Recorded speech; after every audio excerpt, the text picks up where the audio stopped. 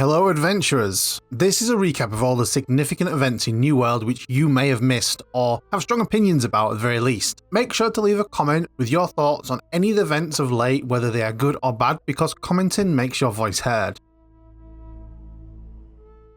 Let's start with the most recent screw-up by the New World team. Today's patch has made several players very wealthy. Some players have logged in to find their coin purse bursting at the seams. Players were quick to spend all of the money on the trading post buying out whatever market they wanted. It seems like this was due to some form of compensation and someone missing a decimal point. Now the New World team have a fun job of putting out yet another fire. You do begin to wonder what's going on behind the scenes when a game developer starts duping in their own game. There's been very little choice for them, and they had to put the servers into emergency maintenance and are rolling back the servers as we speak.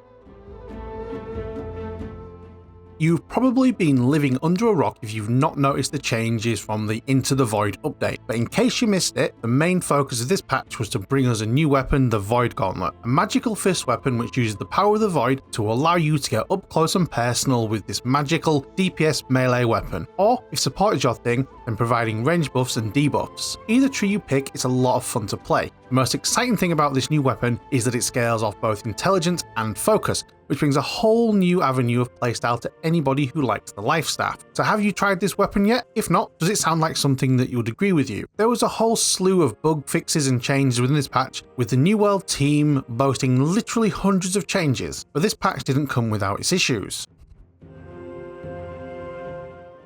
Coming up, I've got information about exploits, screw-ups and data-mined content, and you're going to want to stick around for that because it's juicy.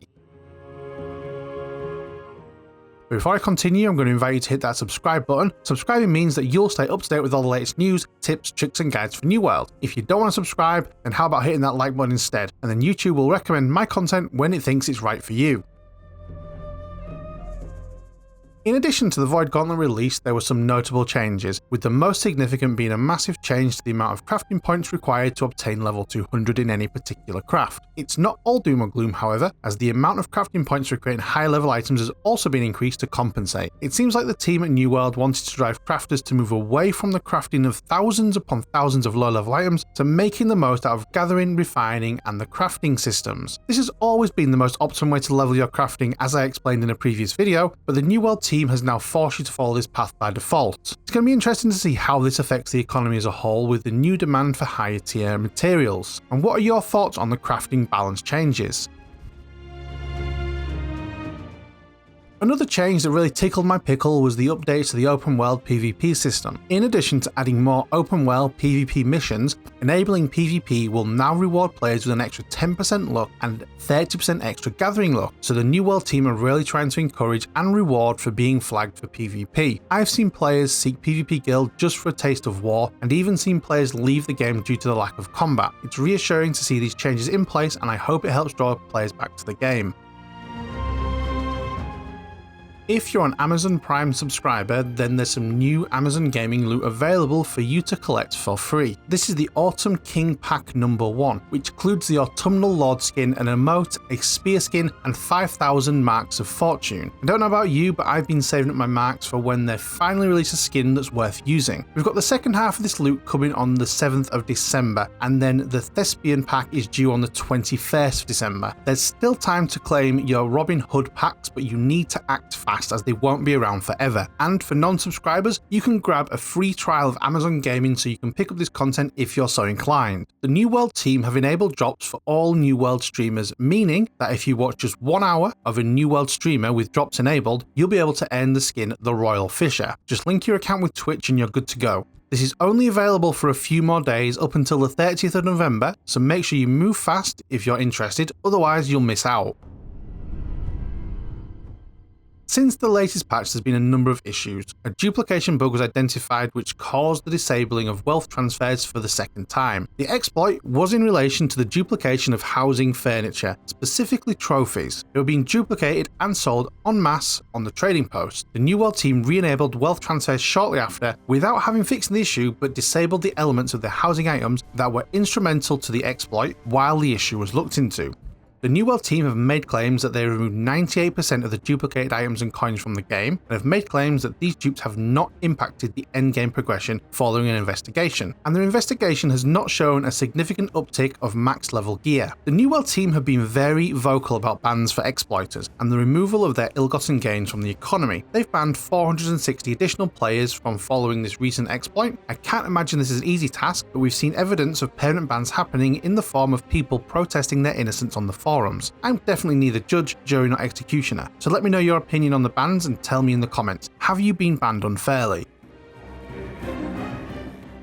There's been some clarification on the use of Overwolf minimap within New World. The general stance from the New World team is that a minimap is not right for New World for a number of reasons, with the main one being that they fear it'll break the immersion. They have, however, stated that it will not ban anyone for using this add-on. While they do reserve the right to change their stance on this, they're currently allowing its use providing that it sticks to a very limited, strict set of rules, essentially providing no more information that could be obtained from the map and compass. As a gatherer, I feel like a minimap would certainly help me in efficiency, but I've chosen to avoid this mod so far. My view is that it should be banned, but they really need to consider fixing the resource tracking if not improving it. The minimap has no place in New World, change my mind.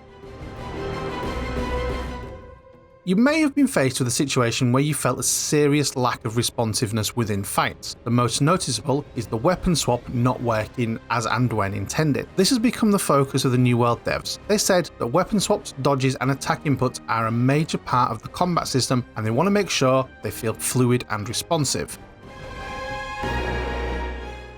The New World team provided clarification on the look system, as previously the look system was as clear as mud. The long and short of it is that percentages that you're shown on items mean very little and only serve to measure one item against another, but ultimately the more luck you have, the more stuff you can obtain. In the crafting realm of New World, there's been various items that you can salvage which give questionable resources. I made a video on how to use this to your advantage in Arcana leveling. There was a disagreement as to whether this was an exploit or not. The New World team have clarified their stance on exploits and state that a bug is when a game mechanic doesn't work as intended or described in game. Given that the game describes exactly what is going to happen when you both craft and salvage these items, this shows that this behaviour is intended and is working as expected. The only question that remains is whether this is balanced or not. The New World team openly confessed to screwing up. They inadvertently marked the horticulture harvesting gear as future content, which subsequently removed every piece of this set from the game. To remedy the issue, the New World team are going to replace the lost items with a brand new set of horticulture gear. Any player who had ever earned a single piece of this gear will be rewarded with a full set of bind on equip horticulture gear at the highest tier that it was ever earned. The gear score for the replacement gear will be at the highest limit allowed per tier. This includes all horticulture gear earned, whether you received it as a loot drop, it was traded to you, or you purchased it from the trading post. The items will be distributed directly to players and show up as an armor chest that will deliver the full set of gear. So let's take a look at the Datamined content. There's a lot of information here, so I won't go through it all, but I will put a link to the full list in the description. You need to remember that this is not confirmed content, only speculation, and anything mentioned here can be changed or removed at any point. So the first interesting change will be dungeon mutations. Each mutation would change the experience within the dungeon by adding a small modification and mechanics to how the dungeon plays out. There also seems to be various tiers that can be achieved and unlocked. Brimstone Sands seems to be a new 60+ area in the west, which takes heavy inspiration from ancient Egypt and Romans. Things we will find there: pyramids, sand dunes, oasis, cactus plants, sandstone, scorpions, scarabs, serpents, Roman temples and camps, and more.